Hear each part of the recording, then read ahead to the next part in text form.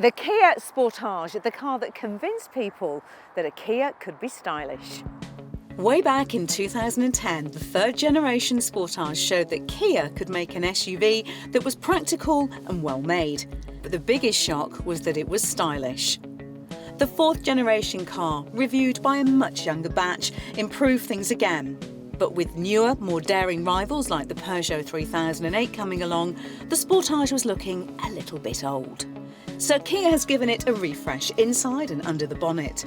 There's a new diesel engine and a mild hybrid diesel, new front and rear bumpers, new rear lights, sportier trim levels like this GT Line S model with its LED headlights, and Ice Cube LED daytime running lights that have more than a hint of a Porsche Cayenne. In fact, the whole car, particularly if you go for this top spec trim, has a kind of mini Porsche Cayenne look about it. If you squint really quite hard. But anyway, I like the way it looks, but that's just my opinion. Do let us know what you think in the comments below, and don't forget to subscribe to the channel, and if you click on that little bell icon, you'll get an alert when the latest video has landed. The changes are subtle in here, to say the least. There's a new steering wheel and new dials in the display. But really, apart from those, that's it. And it is a bit of a shame, because whilst the quality is still excellent, it's beginning to feel slightly dated in here, particularly if you compare it to a car like the Peugeot 3008, for example. However, having said that, we do really like the buttons just down here. They're just very functional, easy to operate, particularly when you're on the move. Oh, and another thing we like is the infotainment system, which actually is also new. It's got a good, clear 8-inch screen, and it's very intuitive and easy to use. The Sportage range is probably one of the largest around. The entry-level one comes with 16-inch alloy wheels, LED daytime running lights, cruise control, a reversing camera and a 7-inch touchscreen. For sat-nav you'll want the simply named 2 model, and weirdly there's no 3 model, but there is a 4 model with larger wheels and a touchscreen, LED front and rear lights, electric leather seats, a JBL sound system and a panoramic sunroof. The GT line adds sporty styling and red piping for the seats, while this GT Line S gets a power tailgate, wireless phone charger and 360-degree parking camera. So as you can see, there's an awful lot to choose from. So here in the back, straight away, you're struck by the fact that it feels very spacious and light. You've got excellent knee room here. The seat is set for a driver who's about 6 foot, so I've got plenty of space and also plenty of headroom. And again, the whole feeling is that it's really well put together and well built. You just feel that this is going to withstand the rigours of family life. Storage compartments on here.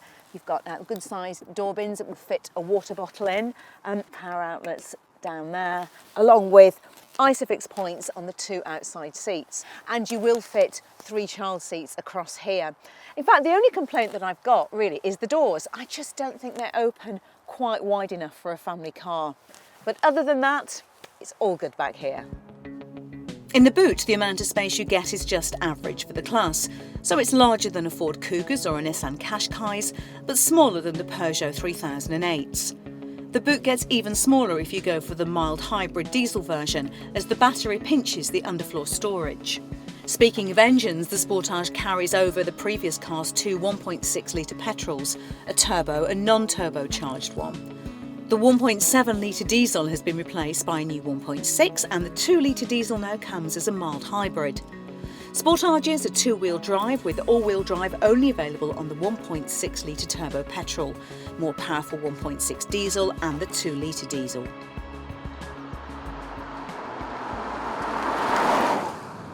Now this is the 2-litre mild hybrid diesel, and mild really is the way to describe it. Don't go thinking that this is like a Toyota Prius style hybrid, because it isn't. It's essentially just a big old diesel engine hooked up to a battery. Perhaps that's being a little bit too simplistic, but there's a 48-volt electrical system that sends power to a small lithium-ion battery, which is topped up when you're braking or coasting. And then under acceleration, the battery sends power to the engine to give it a bit of a boost. It feels pretty punchy, and you can definitely feel it doing its thing when you lift off the accelerator when you're approaching traffic lights, for example. There's quite a bit of brake regeneration going on. It's actually pretty good, but it is hampered by the automatic gearbox. It's a 7-speed dual clutch and the changes are just way too sluggish. I think you're better off sticking to the higher output 1.6 litre diesel. It just gives better fuel economy and it's much cheaper to buy. The range topping GT Line S is £35,000. But if diesel isn't for you, then go for the 1.6 litre turbo petrol and not the naturally aspirated one, as it just feels too breathless and lacks the kind of punch that you need with a car of this size.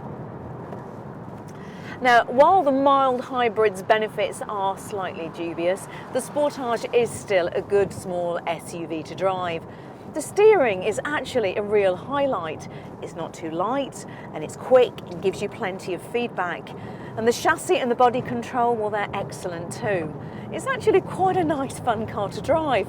You know, maybe a Mazda CX-5 is slightly more fun behind the wheel, but this offers a good blend of handling and refinement. It's quite on the move, and it feels like a far more solid and expensive car to drive than its £20,000 to £35,000 asking price would suggest. Kia says the mild hybrid's big benefit is fuel economy. It's claimed to return 48 miles per gallon, which when you think about it isn't really that good. Overall then, while this new model has lost some of the shock value of the groundbreaking third generation car, that is to be expected. The Sportage feels like a grown-up, pragmatic family SUV that's also good to drive. If you're considering the Kia Sportage, then watch our Peugeot 3008 review. And do click on the Carbuyer logo to subscribe to the channel.